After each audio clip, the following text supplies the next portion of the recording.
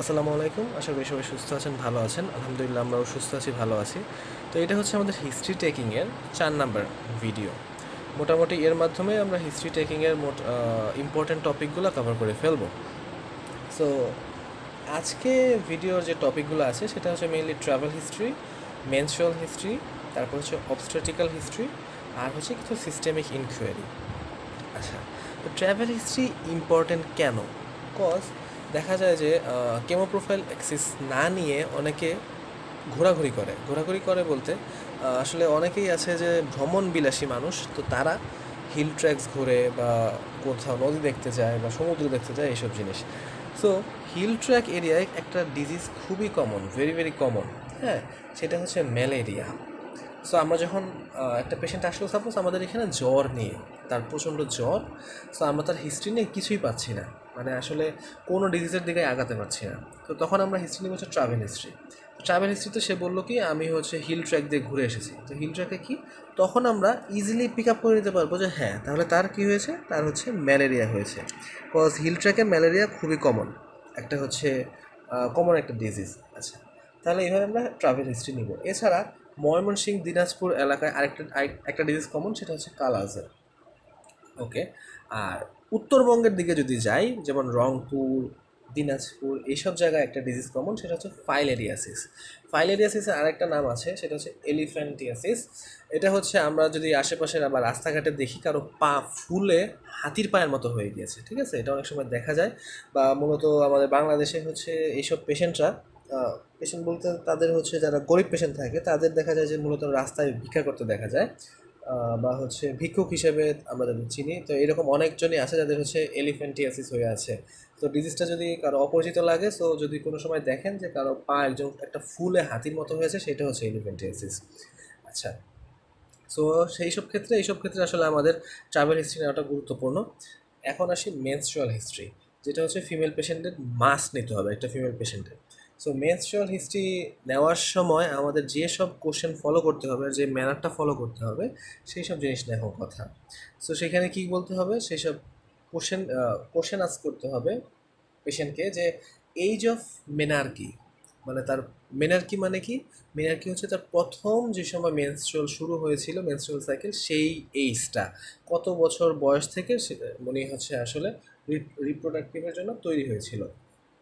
আচ্ছা, তো সেই জিনিসটা আমাদের জানতে হবে। So age of menarche. এরপরে যে জিনিসটা জানতে হবে সেটা হচ্ছে date of first day of last menstruation, মানে একদম লাস্ট যে মিনস্ট্রুয়েশন হয়েছে, মানে ঠিক আগের মানে বর্তমান যে অবস্থায় আছে, তো তার আগে যে মিনস্ট্রুয়েশন সাইকেলটা গিয়েছে, তো সেইটার প্রথম দিনটা কত তারিখে হয়েছে, এই জিনিসটা আমাদের জানতে হবে। তারপরে জানতে হবে duration and regulation of the period, বা হচ্ছে মেনস্ট্রুয়াল সাইকেলটার এটা হচ্ছে ডিউরেশন কতদিন থাকে, বা মেনস্ট্রুয়েশন পিরিয়ড আর মেনস্ট্রুয়েশন সাইকেলটা আমাদের জানতে হবে। এরপরে যেটা জিজ্ঞেস করবো সেটা হচ্ছে ইরেগুলার কোনো ব্লিডিং হয় কিনা। অনেক সময় পেশেন্টের হচ্ছে পোস্ট কোইটাল হতে পারে বা হচ্ছে ইন্টারমেনস্ট্রুয়াল হতে পারে। সো এই পোস্ট কোইটাল কী জিনিস, এটা হচ্ছে আফটার সেক্সুয়াল ইন্টারকোর্স যদি ব্লিডিং হয়, তো সেটা বলা হয় হচ্ছে পোস্ট কোইটাল। হ্যাঁ, এটা অনেক পেশেন্টের হয়ে থাকে। সো এই জিনিসটা আমাদের আজ করতে হবে যে এইরকম কোনো প্রকার সমস্যা তার ভিতরে আছে কি না। বা ইন্টারমেনস্ট্রুয়াল মানে দেখা যায় যে তার নর্মালি একটা একটা বাংলাদেশি মানুষ বা বাংলাদেশি ফিমেলদের 28 দিনে হচ্ছে সাইকেল হয়, তো দেখা যায় যে 28 দিনের মাঝখানে 14 দিনের মাথায় তার হচ্ছে ব্লিডিং হওয়া শুরু হয়ে গেছে। তো সেটাকে বলা যায় ইন্টারমেনস্ট্রুয়াল, মানে নর্মালি যে সাইকেল তার মাঝখানে কখনো যদি ব্লিডিং হয় সেটা। তো এই হিস্ট্রিটা আমরা নিব যে ইরেগুলার ব্লিডিং। তারপরে হিস্ট্রি নিব হচ্ছে তার মেনস্ট্রুয়ালের সাথে, মেনস্ট্রুয়েশনের সাথে অ্যাসোসিয়েটেড কোনো পেইন আছে কিনা, বা নর্মালি তো পেইন হয়, বা তার সাথে অন্য কোনো পেইন দেখা যায় কিনা, বা অ্যাসোসিয়েটেড কোনো কিছু, কোনো প্রকার সমস্যা দেখা যায় কিনা, এইসব জিনিস জিজ্ঞেস করবো। এরপর যেটা, সেটা হচ্ছে হরমোনাল কন্ট্রাসেপটিভ নাই কিনা। হরমোনাল কন্ট্রাসেপটিভ এটা আসলে মূলত খুবই রেয়ার, এটা আসলে রেয়ার জিনিস, কিন্তু এটা আসলে নেয়, ইউজ করে। কখন ইউজ করে, ফিমেলরা ইউজ করে মূলত হজে যাওয়ার সময়। হ্যাঁ, হজে যাওয়ার সময় এই হরমোনাল কন্ট্রাসেপটিভ ইউজ করে। এতে করে কি হয়, মেনস্ট্রুয়াল সাইকেলটা তারা থামিয়ে দেয়, কিছুদিনের জন্য এটা থামিয়ে দেয়। সো এটা অনেকে ইউজ করে থাকে। সো এইরকম হিস্ট্রি যদি মানে কারো আছে কিনা, বা এইরকম কোনো ড্রাগ সে ইউজ করেছে কিনা, এই জিনিসটা আমরা আস্ক করব। তারপরে হচ্ছে হরমোনাল রিপ্লেসমেন্ট থেরাপি, সে কোনো থেরাপিতে আছে কিনা, বা হরমোন রিপ্লেসমেন্টের কোনো থেরাপিতে আছে কিনা, এইসব জিনিস আমরা আস্ক করে নেব। আর বয়স্ক পেশেন্টদের ক্ষেত্রে এজ অফ মেনোপজ, মানে লাস্ট মেনস্ট্রুয়াল কবে হয়েছিল, মানে লাস্ট মেনোপজ বলতে যে সময় মেনস্ট্রুয়াল সাইকেলটা একদম স্টপেজ বা সেজেশন হয়ে যায় সেটা, তো সেটা কোন বছর বা কবে হয়েছিল সেই জিনিসটা আমরা জানবো।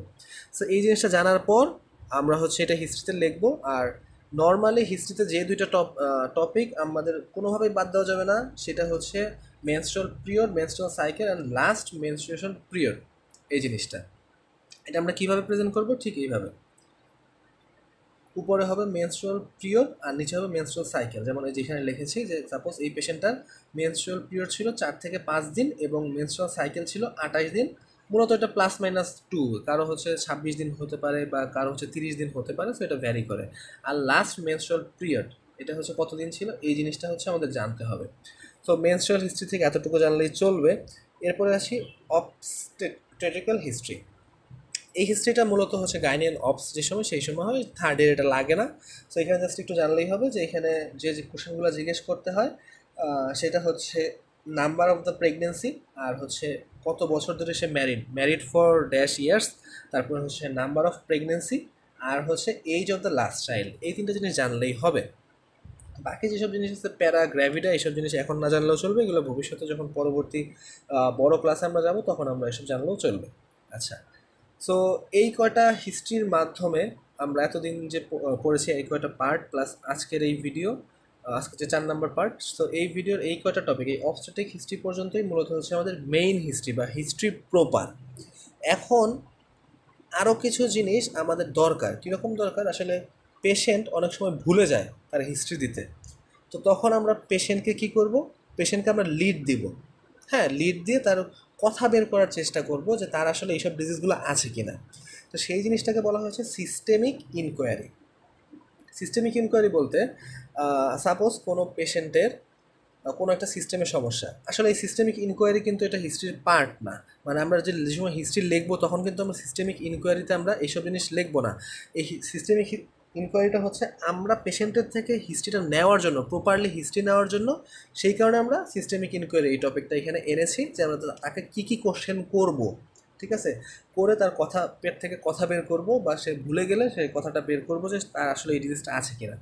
যেমন কোনো পেশেন্ট যদি আসে, তার হচ্ছে ইনকোয়ারি হচ্ছে রেসপিরেটরি ট্র্যাকের সমস্যা, সাপোজ আমরা বুঝতে পেরেছি তার রেসপিরেটরি ট্র্যাকের সমস্যা হচ্ছে, সেক্ষেত্রে সে জাস্ট হিস্ট্রি দিচ্ছে তার চেস্ট পেন আছে, আর কোনো কিছু বলতেছে না, যে আমরা বারবার বলতেছে আর কী কী সমস্যা কী কী সমস্যা বলতেছে না, তখন আমরা পেশেন্টকে লিড দেওয়া শুরু করবো বা তাকে হিন্টস দেওয়া শুরু করবো। আপনার কি কফ আছে, আপনার কি কফ, যদি কফ থাকে তাহলে কি স্পুটাম প্রোডাকশন হয়, বা কফ কি প্রোডাক্টিভ না ড্রাই, এইসব জিনিস, নাকি আপনার শ্বাসকষ্ট আছে, নাকি হিমোপটাইসিস মানে কফিং আউট অফ ব্লাড, এইসব জিনিস আছে।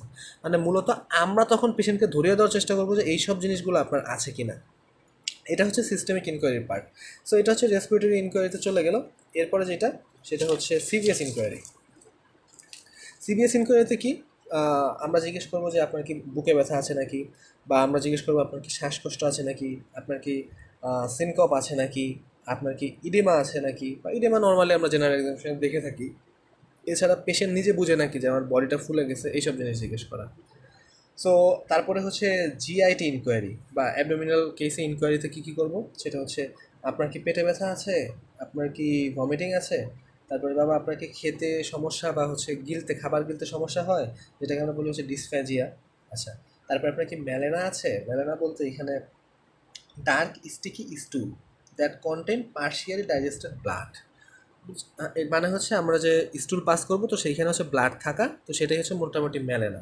আর এটা হচ্ছে ডার্ক টারি স্টুল হবে, হ্যাঁ, মানে কালো কালারের হবে, ফ্রেশ ব্লাড না, ডাইজেস্টেড, হাফ ডাইজেস্টেড ব্লাড থাকবে। তো এইসব জিনিসগুলো আমরা হচ্ছে সিস্টেমিক ইনকোয়ারিতে করতে পারি। বা আচ্ছা আপনার কি হেমোপটাইসিস আছে, মানে ভমিটিং আউট অফ ব্লাড। তো এইসব কোশ্চেনের মাধ্যমে আমরা পেশেন্টকে নিজেরা লিড দিব যখন পেশেন্ট আমাদের ঠিকমতো হিস্ট্রি দিতে পারবে না। সো এইগুলো হচ্ছে সিস্টেমিক ইনকোয়ারি। এইভাবে আমরা একটা পেশেন্টের থেকে হিস্ট্রি নিতে পারি প্রপারলি। সো হিস্ট্রি প্রপারে এতটুকুই, আশা করি আপনাদের ভালো লেগেছে। তো হিস্ট্রি বাদেও এই হিস্ট্রির সাথে রিলেটেড যে general examination, systemic examination, plus হিস্ট্রির জন্য ইম্পর্টেন্ট সিস্টেমিক অ্যানালাইসিস, এইসব জিনিসগুলো আমাদের চ্যানেলে অনেক ভিডিও রয়েছে। আপনারা যদি প্লেলিস্ট অপশনে যান আমাদের চ্যানেলের, প্লাস সেখানে ক্লিনিক্যাল ওয়ার্ডে যদি যান, ক্লিনিক্যাল ওয়ার্ড যে সেগমেন্টটা আছে সেখানে যান, তাহলে আপনারা এই ধরনের সব ধরনের এই ভিডিওগুলো পেয়ে যাবেন। সো এছাড়া আমি চেষ্টা করব অন্যান্য যে ভিডিওগুলো আছে যেগুলো ইম্পর্ট্যান্ট একটা হিস্ট্রি প্রপারলি করার জন্য, সেই সব লিঙ্কগুলো আমি ডিসক্রিপশন বক্সে দিয়ে দিব। আর যদি একটা ভিডিও দেখে থাকেন তাহলে আমি অবশ্যই বলবো যে আপনি অন্য ভিডিওগুলো দেখেন, তাছাড়া আপনি সিকোয়ালটা বুঝবেন না। আর হিস্ট্রির সিকোয়াল মেনটেন করা খুবই জরুরি, প্লাস পেশেন্টের সাথে কীভাবে কথা বললে কোন জিনিসটা আসলে আমাদের এগোতে হবে সেটা হচ্ছে সিমটম অ্যানালাইসিস। হ্যাঁ, সিমটম অ্যানালাইসিসের মাধ্যমে আমরা সেই জিনিসটা আইডিয়া করতে পারি আসলে। সো সিমটম অ্যানালাইসিসের ভিডিওর লিঙ্কটাও আমি আপনাদের দিয়ে দেবো, অলরেডি আমার চ্যানেলে করা আছে। সো আহ্বান রইল এইসব ভিডিওগুলো দেখার।